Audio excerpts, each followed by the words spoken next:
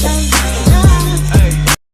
Lovelies, मैं आ चुका इसका नेक्स्ट एपिसोड लेकर। तो गाइस, मेरे पिछले एपिसोड को रिमूव नहीं किया गया है, तो मैं समझ गई अब मुझे कैसे इसको अपलोड करना है। तो ठीक है, हम बढ़ते हैं हमारे इंटरेस्टिंग एपिसोड की तरफ। लास्ट तक ज़रूर देखना, मज़ा तो बहुत आने वाला है।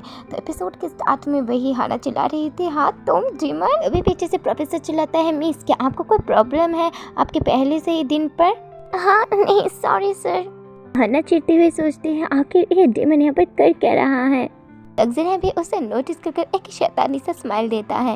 हना तो और चिढ़ जाती है और कहती है, क्या आखिर इस एनोइंग स्माइल का मतलब क्या है? सब लोग ऐसी बात कर रहे थे, क्लास को ज़्यादा ही लॉन्ग नहीं है। और तभी पीछे से वो पीले वाला लड़का बुलाकर कहता है, हे सब लोग अपना अटेंशन यहाँ पर दो, क्लास के बाद अभी भी थोड़ा टाइम है। तो क्या तुम सब लोग इसके बाद यहाँ पर गैदर हो गए?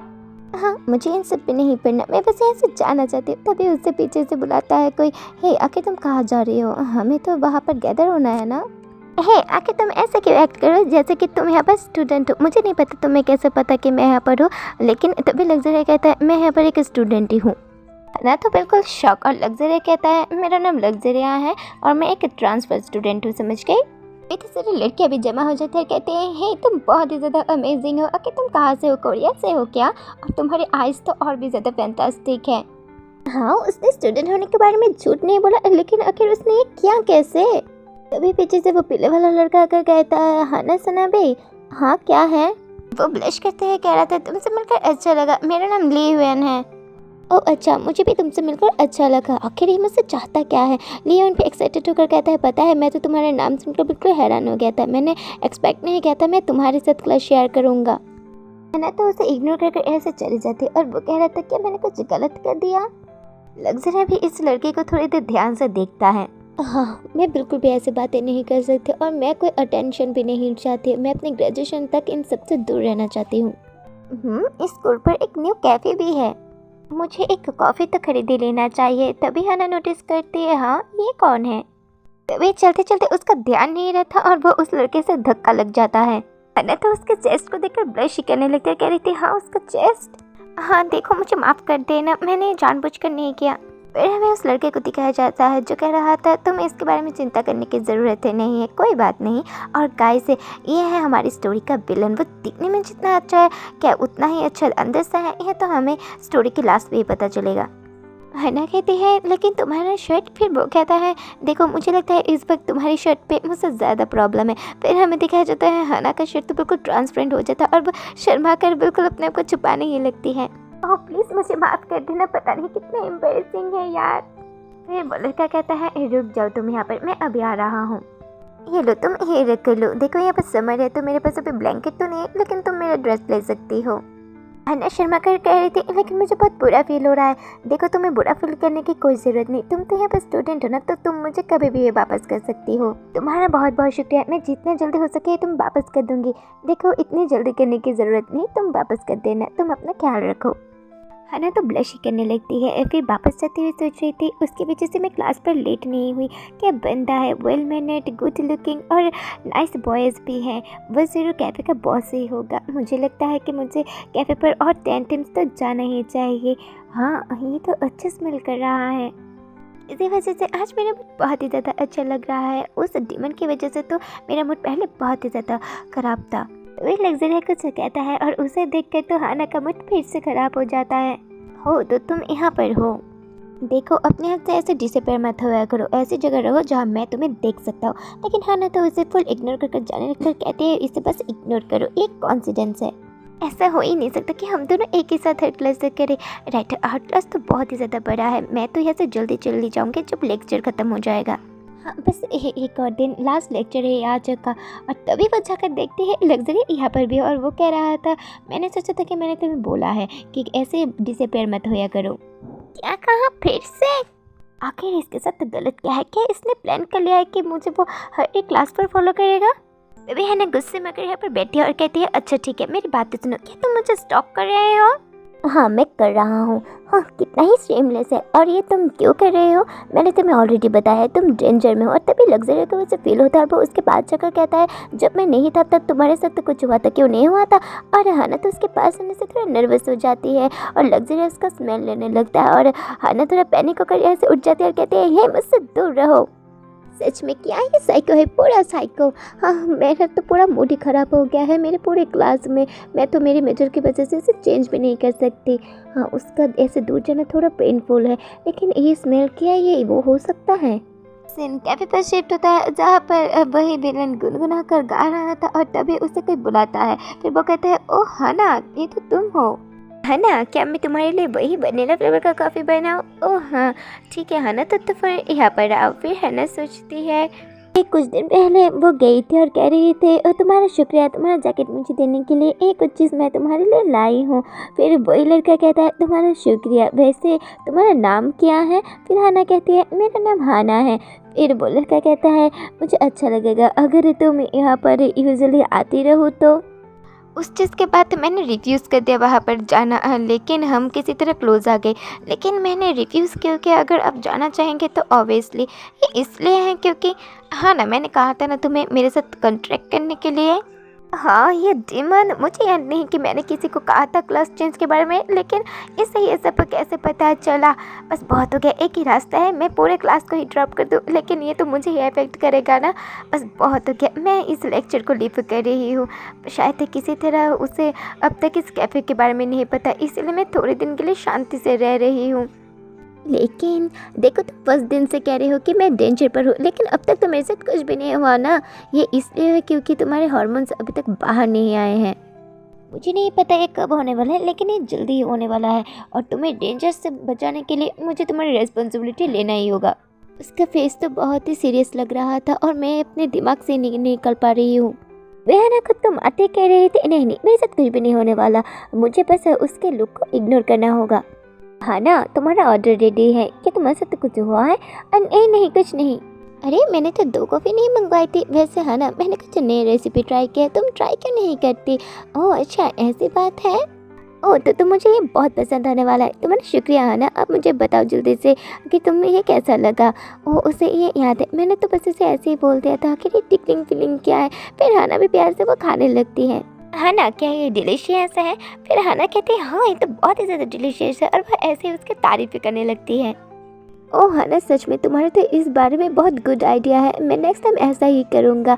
हाँ, मैं देख सकती हूँ खुद को इस बंदे के लिए फीलिंग्स पर जाते हुए। नेक्स्ट सीन में स्विमिंग पूल का सीन दिखाया जाता है, जहाँ पर हाना सोच रही थी, ये बहुत दिन हो गए जब मैं स्विमिंग के लिए आई हूँ और मैं यहाँ पर सिर्फ आई हूँ क्योंकि मैं उस डिमन को इग्नोर करना चाहती हूँ। लेकिन यहाँ पर आकर मुझे सच में बहुत अच्छा लग रहा है। क्या होगा अगर उस डिमन ने मुझे यहाँ पे ढूंढ लिया? नहीं, ये वो नहीं कर सकता। हाँ, आपने सही सुना, वो तो यहाँ पर भी आ गया और हमें लग्जरा को दिखाया जाता तो बड़ा ही हैंडसम लग रहा था। हाना भी उसे देखकर ब्लश कर रही थी और लग्जरा के बॉडी को देखते हुए हाना को तो वही नाइट के बारे में याद आने लगता है और हाना और भी ज़्यादा शर्माने लगती है और कहती है, हाना अपने आप को संभालो। ऑलराइट, मैं एग्री करती हूँ कि मैंने ऐसा कुछ मेरी लाइफ में कभी भी एक्सपीरियंस नहीं किया था और मुझे कोई रिग्रेट नहीं है उस वन नाइट स्टैंड के बारे में, लेकिन मैं अभी भी उस मिस्टेक को करने के लिए अवॉइड करती हूँ। लेकिन अगर वो ऐसे ही हौफने के आएगा तो हाँ ना, आखिर तुम ये क्या कर रही हो? उन्होंने हमें बोट को लेने के लिए कहा है। हाँ मुझे दे दो, आखिर मैं कैसे एक्ट करूँ यहाँ पर?